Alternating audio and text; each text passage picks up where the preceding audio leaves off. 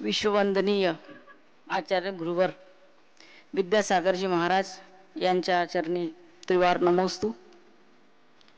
विद्येची आराध्य देवता माता सरस्वतीच्या चरणी नमन करते. आज मंचावर उपस्थित स्किल डेव्हलपमेंटच्या ऑफिसर मॅडम, सन्मती मुकुंद एज्युकेशनचे directors Prasanna sir, Neeraj sir, Vasudha madam, Sanmati इंजिनिअरिंगचे प्राचार्य sir, Kolatkar sir, Vyavahare sir, सर्व इंजिनिअरिंगचे HOD, लॉ कॉलेजचे महाजन सर, BEd कॉलेजच्या रॅमुले मॅडम, PGDMLTच्या मॅडम, त्यानंतर नर्सिंगचे आमच्या अकोला शाखेचे सर्व स्टाफ, शिक्षकवृंद, बंधू भगिनींनो आणि सगळ्यात महत्त्वाचे आज उपस्थित आम्ही हा रोजगार मेळावा घेतो म्हटल्यावर सर्वप्रथम सगळ्यांचे मी सर्वात जास्त आभार मानू इच्छिते. सर्व कंपन्या इथे जे आलेत, कंपन्यांचे प्रतिनिधी आले, सर्व HR महोदयांना मी परत एकदा नमस्कार करते, स्वागत करते त्यांचं. आणि हे जॉब घेण्यासाठी जे विद्यार्थी आलेले आहेत त्यांना सर्वप्रथम खूप खूप शुभेच्छा देते आणि त्यांची आजच्या या दिवशी एक चांगली वाटचाल सुरू होऊ देत यासाठी त्यांना परत एकदा शुभेच्छा देते. खरं तर प्रत्येक मुलगा जाऊन पुण्यात नोकरी घेईलच असं सांगता येत नाही. बरेचदा अशा परिस्थिती असतात जे आता बरेचसे HR जे आहेत ते काही गावाकडनं आले असतील किंवा गावांचा अभ्यास असेल. तुम्हाला माहीत असतं छोट्या छोट्या म्हणजे बा इथून पुण्यापर्यंत ट्रॅव्हल करायला पैशाची पण व्यवस्था नसतं. त्यानंतर स्किल खूप असतं पण मग ते कसं प्रेझेंट करायचं ह्या गोष्टी पण नसतात आणि त्यांचा वेळ जातो. आता आपण जर इंजिनिअरिंगच्या बाबतीत जर म्हटलं, जर त्याला 4थ्या वर्षी किंवा 3ऱ्या वर्षी जर ते ट्रेनिंग उपलब्ध झालं आणि त्याला जॉब आपल्याला देता आला वेळेतच, तर त्याचे पुण्यात जाऊन 2 वर्ष राहून ट्रेनिंग घेणे आणि ते 2 वर्षाचा वेळ वाया जाणार नाही आणि तो लवकर कामाला लागेल. हे खरं तर आम्ही 2011 मध्ये जॉब फेअरचं 2011 मध्ये सुरू केलं होतं, पण ते इंजिनिअरिंग पुरतं मर्यादित होतं. त्यानंतर बरेच वर्ष चालले आणि त्यासाठी आमच्या प्रसन्न सरांनी फार त्यात मेहनत पण घेतली आणि jobfair.cc नावाची वेबसाईट पण होती. त्यावर अनेक जॉब सीकर्स पण रजिस्टर होते आणि कंपन्यासुद्धा बऱ्याचशा रजिस्टर होत्या. हे सगळं होत असताना त्यानंतर बराच कोरोनाचा पिरियड आला. ते दरवर्षी सुरू होतं. त्यानंतर ते 3, 4, 5 वर्ष अतिशय डिस्टर्ब गेले आणि परत सगळीकडे बेरोजगारीचा प्रश्न उपस्थित सुरू झाला. आणि खरं म्हणजे हा रोजगार मेळावा म्हणजे आमचे माननीय पंतप्रधानजी नरेंद्र मोदी सर आणि नितीनजी गडकरी यांचं नेहमीच आम्हाला प्रेरणा राहिलेली आहे. त्याचप्रमाणे आमचे जे गुरु आहेत, गुरूंचं आमचं असं म्हणणं असायचं आहे की अगर किसी को धर्म के मार्ग पर लाना है तो पहिले तो उसका घर चलना चाहिए. तो स्वतःच म्हणजे त्याच्याकडे जर बेसिक नीडच त्याची पूर्ण होतच नसेल, म्हणजे रोटी कपडा मकान आपण ज्याला म्हणतो त्या बेसिक नीडच पूर्ण होत नसेल, तर तो जर डिस्टर्ब राहिला तर तो कुठल्याच याच्यावर राहणार नाही, सतत डिस्टर्ब राहील आणि तो मानसिकरित्या पण स्वस्थ राहणार नाही आणि सामाजिकरित्याही तो स्वस्थ नसणार आहे.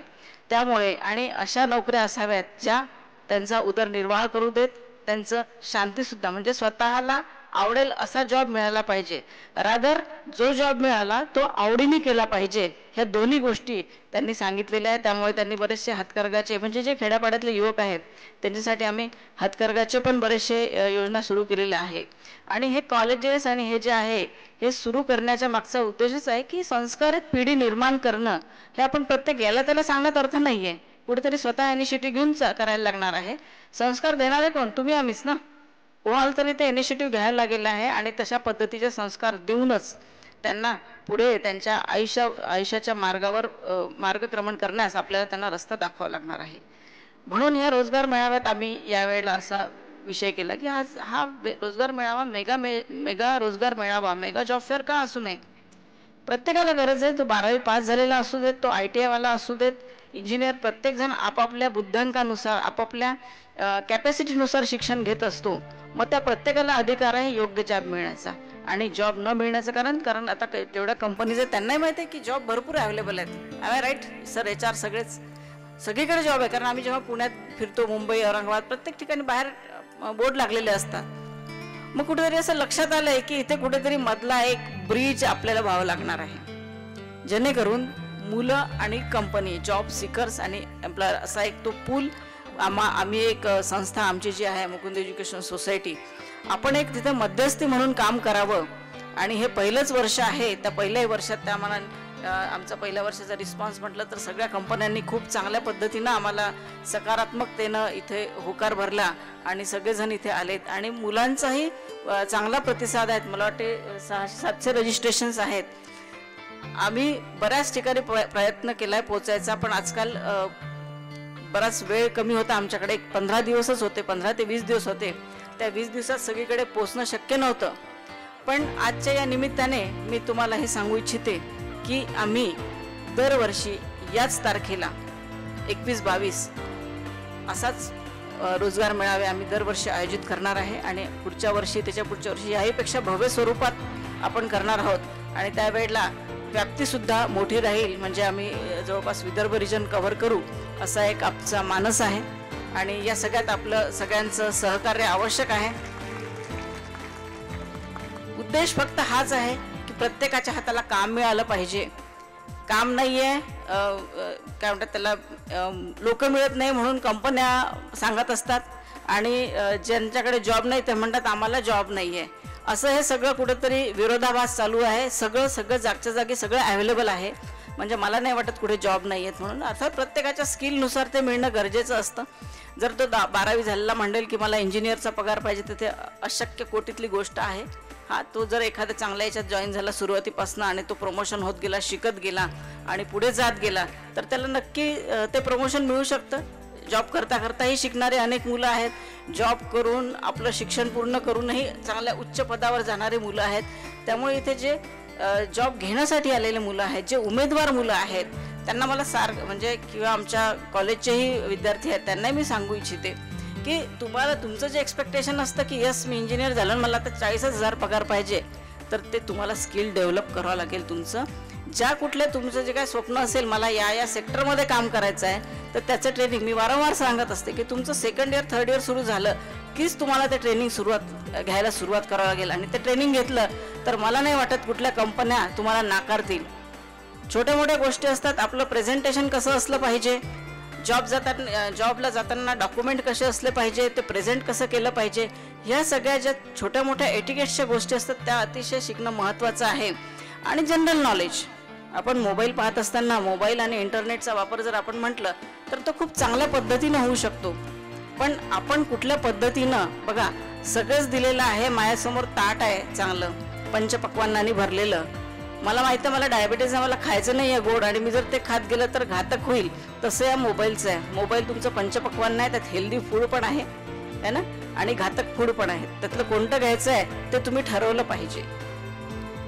आमचे जे सर्व नवीन आज जॉब घेण्यासाठी उमेदवार आलेले आहेत, कंपनीचे प्रतिनिधी आलेले आहेत, त्यांना मी सांगू इच्छिते की मुकुंद एज्युकेशन सोसायटी आमची जवळपास 44 वर्षापूर्वीची आमच्या आईवडिलांनी स्थापन केलेली ही संस्था आहे. त्याचा एकमेव उद्देश होता ग्रामीण भागात शिक्षण देणे, ग्रामीण भागात जॉब उपलब्ध करून देणे. नुसते शिक्षणच नाही तर व्यवसायाला पूरक असे जॉब देणं, शिक्षण देणं हे आमचं उद्दिष्ट ठरलेलं आहे. त्याशिवाय सामाजिक कार्यामध्ये मग हेल्थ चेकअप असो, हेल्थ कॅम्प असो, ब्लड चेकअप असो, जे काय जिथे ज्या गावामध्ये जी गरज आहे ती पुरवणे, अशा पद्धतीनं आमचं सगळी संस्था काम करत असते. उन्नत भारत अभियानांतर्गत आम्ही एक 5-6 गावंसुद्धा दत्तक घेतलेली आहे. इतर रुटीनमध्ये अनेक सोशल वर्क चालू असतात.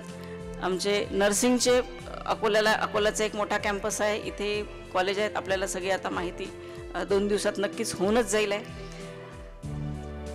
याशिवाय पुढचे जे आहेत की आता जर आपण जॉबचं करतोय, नेक्स्ट याच्यामध्ये आमचा असा एक उद्दिष्ट आम्ही ठेवलंय की जॉब सोबतच त्यांना आपले व्यवसाय सुरू करण्यासाठी जर आपल्याला तिथे काही त्यांना ट्रेनिंगचं म्हणा किंवा काय माहिती देता आली तर अशा बँकांना पण आम्ही सामावून घेणार आहेत की ज्यांना छोटे मोठी कर्ज लागतात. DIC जी संस्था आहे मॅडम, DIC मार्फतही आपण एक काउंटर किंवा त्यांचं एक माहितीचं एक उभं करू शकतो आणि त्या माध्यमातून सुद्धा मुलांना, जर एखाद्याला नाही नोकरी करायची, सगळेच नोकरी करतील असं नाही, 10-20% मुलं असे असतात की ज्यांना व्यवसाय करायचा असते, मग त्या व्यवसायाला प्रोजेक्ट रिपोर्ट बनवण्यापासून तर बँकेचं लोन देण्यापर्यंत हे कसं पद्धतीने करता येईल, मार्केटिंगचे स्किल कसे देता येतील, या सगळ्यांचा आम्ही पुढच्या मेगा जॉब फेअरच्या पर्यंत किंवा मध्ये कधीतरी एक 6 महिन्यात आम्ही तो घ्यायचा प्लॅन करत आहोत आणि नक्की सक्सेसफुली घेऊ. तेव्हा परत ज्यांनाही आता हे मी आपल्याला सगळ्यांना एवढं सांगते की तुम्हाला मेसेंजर व्हायचं आहे. इथे जर तुम्हाला काही चांगलं भेटलंय तर ते तुम्ही 4 लोकांना सांगायचं येस की हां 6 महिन्यात ही तू जरा वेबसाईट चेक करत राहा, तुला इथे सगळं मिळेल. कारण प्रोजेक्ट रिपोर्ट बनवणं हे सगळ्यांना जमत नाही. मग काय दुकान टाकायचं म्हणतात, कपड्याचं दुकान टाकायचं तरी तुमचं प्रोजेक्ट रिपोर्ट रेडी पाहिजे की तुमची मार्केटिंग स्ट्रॅटेजी काय असेल ती पाहिजे. नाहीतर काय होतं, दुकान घेतात शेती विकून, दुकान घ्यायचं 3 कपड्याचे दुकान आहे, त्याच्या बाजूला अजून एक कपड्याचं दुकान लावायचं, लग्न होऊन जातं, नंतर विक्री होत नाही, ते दुकान तसंच पडतं, कपडे घालून किती घालणार आहे. अशा पद्धतीच्या चुका आयुष्यात सतत होत राहतात आणि मग कुठेतरी डिप्रेशन येतं. आणि म्हणून हे सगळे आपण उमेदवारांना परत एकदा मला सांगावं असं वाटतं की तुमचं स्किल ज्यात आहे, तुम्हाला जी माहिती आहे की मला हे येतं, ते तुम्ही ठामपणे सांगा कंपनींना की यस मला हे येतं, हे येत नाही पण माझी शिकायची तयारी आहे.